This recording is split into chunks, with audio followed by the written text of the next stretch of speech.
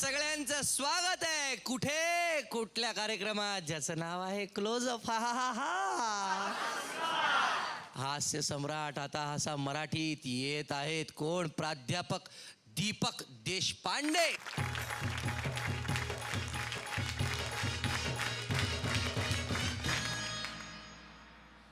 माझे वडील महापालिकेच्या शाळेमध्ये शिक्षक होते. ते हेडमास्टर झाले आणि ते सेवानिवृत्त झाले. त्यांच्या सेवानिवृत्तीच्या समारंभाला मी स्वतः गेलो होतो. त्या समारंभामध्ये ज्या काही वक्त्यांची भाषणं झाली त्याच्यामध्ये काही जणांनी स्वतःच्या समस्याच मांडायला सुरुवात केली होती. त्याच्यामुळं त्या समारंभाचं नक्की काय झालं ते आता मी तुमच्यासमोर सादर करणार आहे. पहिल्यांदा एक गुरुजी बोलायला उभारले आणि त्यांनी बोलायला सुरुवात केली. आज या ठिकाणी देशपांडे गुरुजी या ठिकाणी आज सेवानिवृत्त झालेले आहेत. त्याबद्दल मी त्यांना शुभेच्छा तर देतोच आणि त्यांचं अभिनंदन पण करतो. पण मला या ठिकाणी एक गोष्ट अशी सांगायची आहे की मी आज या ठिकाणी जरी उभारलेलो असलो तरी मला रिटायर होऊन 10 वर्ष झाली. आता इथं शिक्षणाधिकारी बसलेले आहेत, महापौर बसलेले आहेत, सगळे अधिकारी बसलेले आहेत. तर माझी या ठिकाणी एक मागणी मांडण्यासाठी मी या ठिकाणी उभारलेलो आहे. तर गंमत काय आहे की मी 1970ला कामाला लागलो आणि 1970ला कामाला लागल्यानंतर 1984 का 97ला काहीतरी, आता मला नीट आठवत नाही सगळं, पण मी रिटायर झालो. मी रिटायर म्हणजे कामाला जेव्हा लागलो तेव्हा मला 40-75-12 असं काहीतरी केलं होतं आणि रिटायर जेव्हा झालो तेव्हा मला माझ्या अंदाजानुसार 150, 13 आणि 52 असं काहीतरी केलं होतं.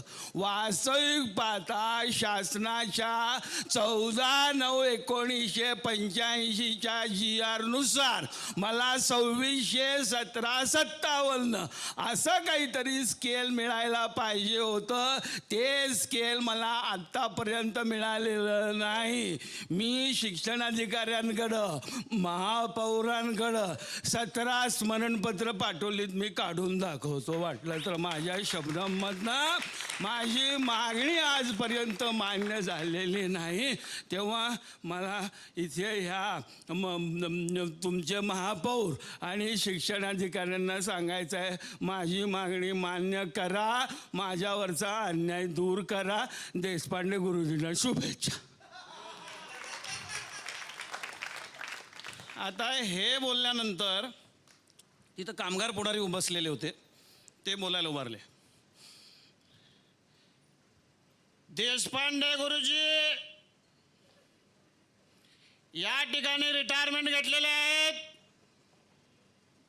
हे जे काही रिटायरमेंट त्यांनी घेतलेलं आहे ते मला मान्य नाही आहे.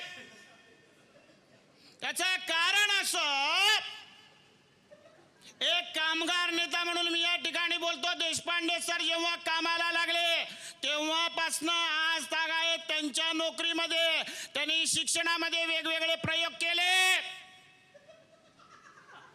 कठपुतलीचे डान्सचे कार्यक्रम केले, शिक्षणाच्या नवीन पद्धती शोधून काढल्या. एवढं सगळं असताना देशपांडे सर रिटायर होत असताना त्यांना साधं 2 इन्क्रीमेंटचं बक्षीस सुद्धा या महापौरांनी शिक्षणाधिकाऱ्याने दिलेलं नाही. शिक्षणासाठी जगलेला हा माणूस आहे. आणि देशपांडे सर आज रिटायर व्हायला आहेत. मी या ठिकाणी सांगतो, देशपांडे सरांचं प्रायव्हेट फंडाचा चेक तयार आहे का? शिक्षणाधिकारी ते तयार नाही आहे, मला माहीत आहे. त्यांचं पेन्शनचा ऑर्डर तयार आहे का? ते पण मला माहीत आहे, ते तयार नाही आहे. अशा पद्धतीचा अन्याय जर देशपांडे सरांवर, आमच्या गुरुजींवर होत असेल तर मी या ठिकाणी सांगतो, या ठिकाणी जे सगळे बसलेले शिक्षक सत्काराला आलेले आहेत त्यांचं मोर्चामध्ये रूपांतर होणार आणि हा मोर्चा डायरेक्ट शिक्षण मंत्रालयाकडे जाणार आहे एवढं मी या ठिकाणी वचन देतो.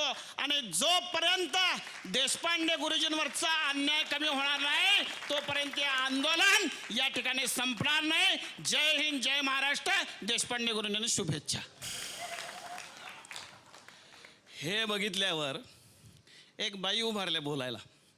त्यांनी आमच्या वडिलांबरोबर बरीच वर्ष काम केलेलं आणि त्यांना काय भरून आलं मला माहीत नाही. उभारल्या आणि ते बोलायला सुरुवात केली त्यांनी. आज देशपांडे गुरुजी या ठिकाणी रिटायरमेंट घेत आहेत. ही म्हणजे एका बाजूने आनंदाची पण गोष्ट आहे आणि एका बाजूने दुःखाची पण आहे. त्याचं कारण असं की देशपांडे गुरुजी यांनी हे जी काही सेवानिवृत्ती घेतली, इतके वर्ष शिक्षणाचं काम केलं, ते काम जे ते आनंदातच आहे, पण याच्यानंतर त्यांना जास्त आनंद मिळणार आहे. मगाशी या ठिकाणी कोणीतरी सांगितलं की देशपांडे गुरुजींना स्केल मिळालेलं नाही आहे. तर माझं या ठिकाणी असं म्हणणं आहे की माझा एक मुलगा अमेरिकेत आहे. मला कळेच ना काय म्हणायचं त्याला.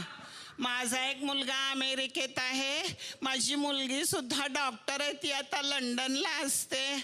आमचे मिस्टर आहेत ना ते शेती करतात आणि शेती करून परवा ऊस लावला, कारखान्याला गेला. त्याचं जवळजवळ 8-10 लाख रुपये बिल आलंय. माझ्या अंगावर सोनं किती आहे बघताय तुम्ही. मला काही आता पैशाची गरज नाही आहे. त्यामुळं मला जे काही शासनानं परवा स्केल दिलेलं आहे वाढवून, ते देशपांडे गुरुजींना हरकत नाही द्यायला.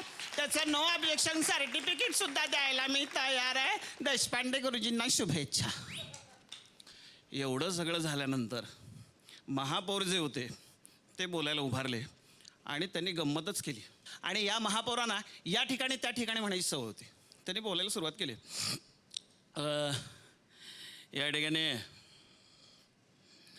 या ठिकाणी देशपांडे गुरुजी या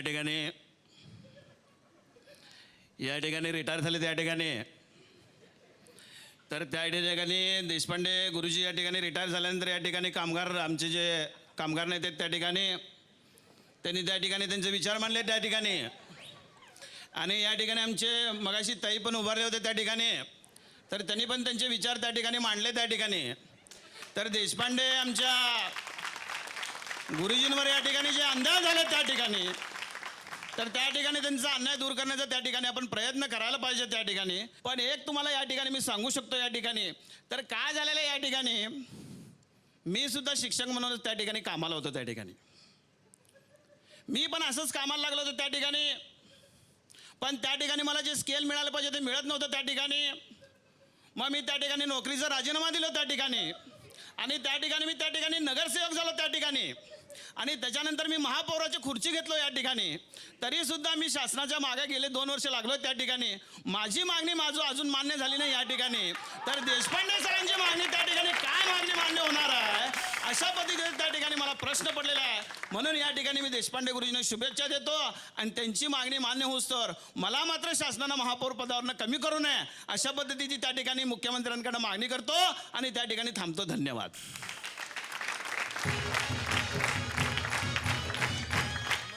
तुम्ही तिकडे नमस्कार करा, मी इकडे नमस्कार करतो. या ठिकाणी नमस्कार करण्यात आलेला या ठिकाणी नाही हो काय देशपांडे साहेब, तुमच्या देशपांडे गुरुजींनी हां रिटायरमेंट घेतली, हां त्यांना घेऊ द्या. हां पण तुम्ही विनोदाची जी सेवा करताय, ज्या पद्धतीने करताय, त्यातून तुम्ही निवृत्ती घेऊ नये आयुष्यभर असं मला वाटतं. धन्यवाद. आपला हास्य सम्राट आपणच निवडा. दीपक देशपांडे यांना SMS करण्यासाठी टाईप करा HS स्पेस यांचा कोड नंबर आहे 09 आणि पाठवा 57575 या नंबरवर. BSNL दूरध्वनी धारकांनी डायल करा 1250115. MTNL दूरध्वनी धारकांनी डायल करा 1250111 वेळ आहे कसली तर 5ही स्पर्धक इथे येणार आणि नेहमीप्रमाणे आपले सेलिब्रिटी जज काय करणार, त्यांना ज्याचा परफॉर्मन्स सगळ्यात जास्त आवडलेला आहे त्याला येऊन ते गिफ्ट देणार आहेत.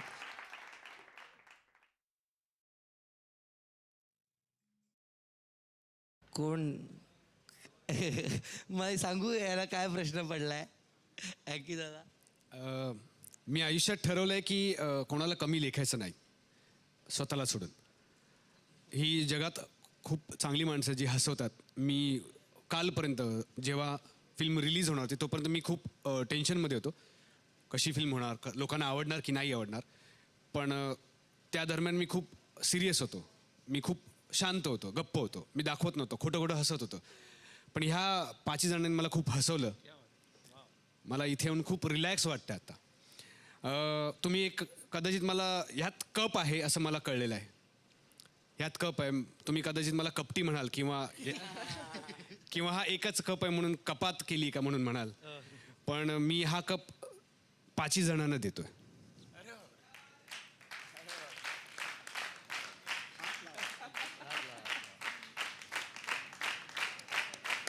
सगळ्यांवर प्रेम करणारी व्यक्ती आहे.